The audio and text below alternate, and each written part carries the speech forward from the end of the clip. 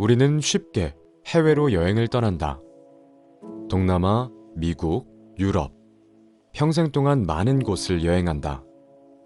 하지만 내면 세계 안에 가려진 미지를 향해 여행하는 사람은 많지 않다. 아무리 여행을 많이 했다고 해도 그는 지금까지 세계의 절반만 보고 살아왔다. 나머지 절반의 세계를 여행하기 위해 필요한 것이 있다.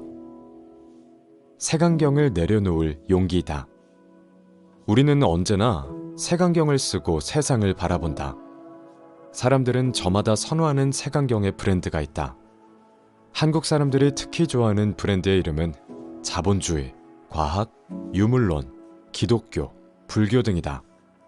우리는 나의 세계관이 세계의 전부라고 생각하고 저 너머에 다른 세계가 있을 것이라고는 생각하지 않는다.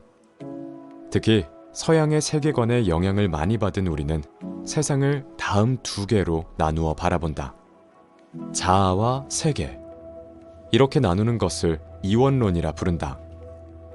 그러나 우리가 잊고 왔던 다른 하나의 진리가 있다. 수천 년 전부터 동양의 위대한 스승들이 공통적으로 들려주려고 한 이 거대 사상은 이원론이라 불린다. 자아와 세계라는 전혀 달라 보이는 두 존재가 실제로는 하나이며 근원에서 분리되지 않는다는 것이 위대한 스승들의 가르침이다. 지금은 이게 무슨 말인가 하며 별다른 감흥이 없을 수도 있다. 하지만 이 진리를 이해하는 것이 방 안에서 세계의 절반을 여행하는 과정이 될 것이다. 이 책의 목표는 하나다. 인류 사상사의 밑바탕을 이루는 거대 사상을 당신의 마음속에서 깊게 체험하게 하는 것이다. 그럼 여행을 떠나보자. 지대널미앗이 돌아왔습니다. 지식의 시작이자 완성을 보여주는 지적 대화를 위한 넓고 얕은 지식 제로입니다. 책은 우주의 시작부터 문명의 탄생, 그리고 위대한 스승들의 지혜까지 보여주는데요. 이번 영상에서는 책이 가장 중요시하고 있는 거대 사상, 이원론에 대해 소개해드릴까 합니다. 자, 최 사장의 말을 계속 들어봅시다. 자아에 대한 질문부터 시작해보자. 당신은 자신이 무엇이라고 생각하는가? 거꾸로 생각해보자. 내가 임시로 걸치고 있는 건 내가 아닐 테니 그런 것부터 벗어내보자. 우선 내가 지금 입은 옷은 내가 아니다. 옷을 벗어 옆에 잘 개어두자. 다음은 사회적 역할이다. 학생, 직장인, 주부 같은 것도 나의 본질이 아니다. 이것도 벗어서 옆에 잘 두자. 이번에는 생물학적 관계다. 누군가의 아버지, 누군가의 딸. 이런 관계는 나의 인생에서 매우 중요한 역할을 만들어내지만 그렇다고 자아의 본질이라 말하기 어려우므로 벗어두자. 다음은 나의 신체다. 만약 나에게 다리가 사라진다면 혹은 시각이 사라진다면 그것은 더 이상 내가 아닌 것인가? 그렇지 않다. 그것과 무관하게 나는 남아있을 것이다. 신체도 옆에 벗어두자. 이제 거의 다 왔다. 다음으로 나의 정신은 어떤가?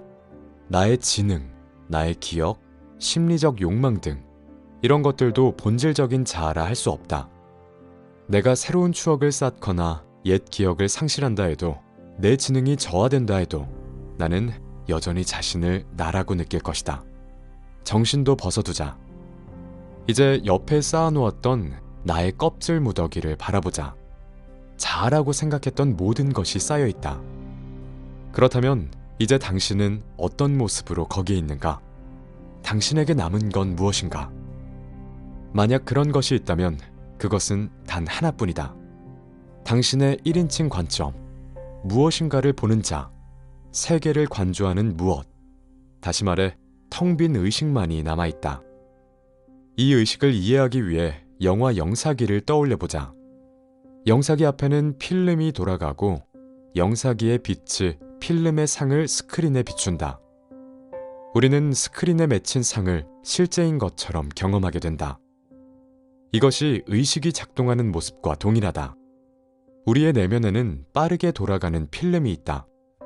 기억, 감각, 감정이 돌아가며 세상을 그려낸다. 이때 이러한 모든 정신적 작용을 일으키는 영사기의 빛이 의식이다. 스스로는 특정한 상을 갖지 않지만 모든 상을 일으켜 세우는 순수한 가능성의 상태. 이것이 자아의 순수한 본질적 상태다. 다음, 세계란 무엇인가? 자아의 본질이 의식임을 이해하는 사람은 세계에 대한 새로운 통찰을 갖게 된다. 고정되어 있는 것은 세계가 아니라 자아다.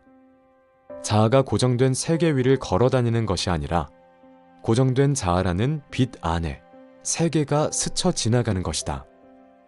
이런 세계관을 서양에서는 관념론이라 부른다.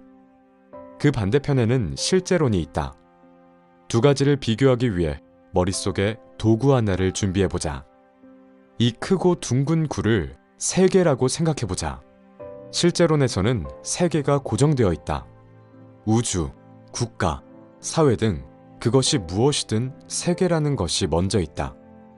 그리고 나중에 나라는 존재가 태어나서 그 세계 위를 걸어다니고 있는 것이다. 이러한 세계관은 매우 상식적이다. 실제로는 세계가 나의 존재와는 무관하게 외부에 진짜 있다고 믿는 관점이다.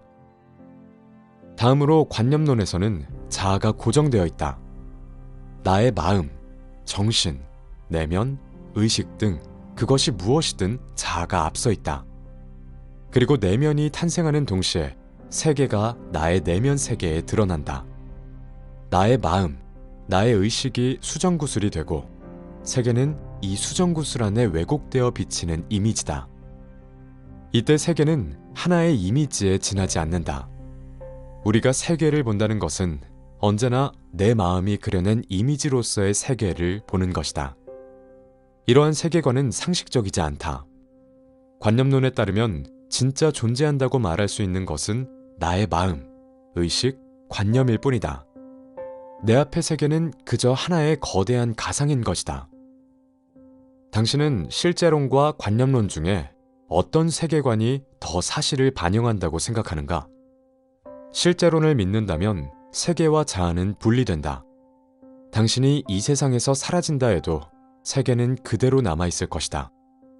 세계와 자아는 서로 독립되어 있다. 하지만 관념론을 믿는다면 자아와 세계는 분리되지 않는다. 수정구슬과 그 안에 담긴 세계의 이미지는 함께 있기에 자아가 사라지면 세계도 함께 사라진다. 이것이 고대인이 찾아낸 궁극의 지혜다.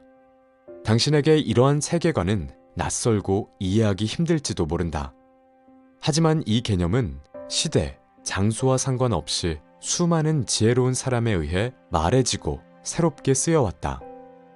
고대 인도의 베다부터 노자의 도가, 대승불교의 일체유심조, 칸트의 순수이성 비판까지 지혜로운 이들은 이론론의 지혜가 깨달음과 해탈에 이르는 길임을 알고 있었다. 우리가 고대인의 사상을 들춰보는 이유는 누가 진리이고 누가 거짓임을 밝혀내기 위해서가 아니다. 나의 삶 때문이다.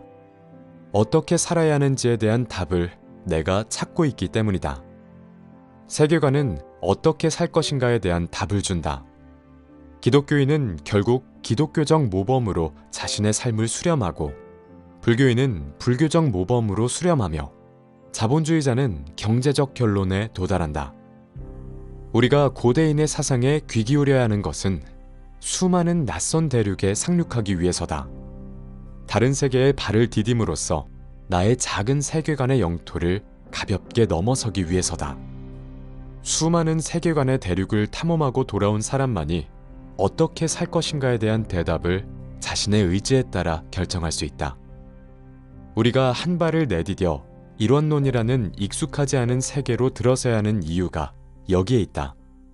잃어버린 절반의 세계인 이론론의 세계, 그곳의 주인이 원래 당신이기 때문이다. 눈을 감고 내가 가진 모든 선입견을 판단 중지한 후 내면에 가려진 대륙을 향해 발을 내디뎌보자. 지금까지 지적 대화를 위한 넓고 얕은 지식 제로의 한 챕터를 소개해드렸습니다. 책은 이어서 동양의 도가, 유학, 불교까지 소개해주며 새로운 세계관을 우리에게 보여줍니다. 그렇다면 서양의 스승들은 어떤 사상과 세계관을 보여줄까요? 다음 2편 영상을 기대해주세요. 책그림이었습니다. 감사합니다.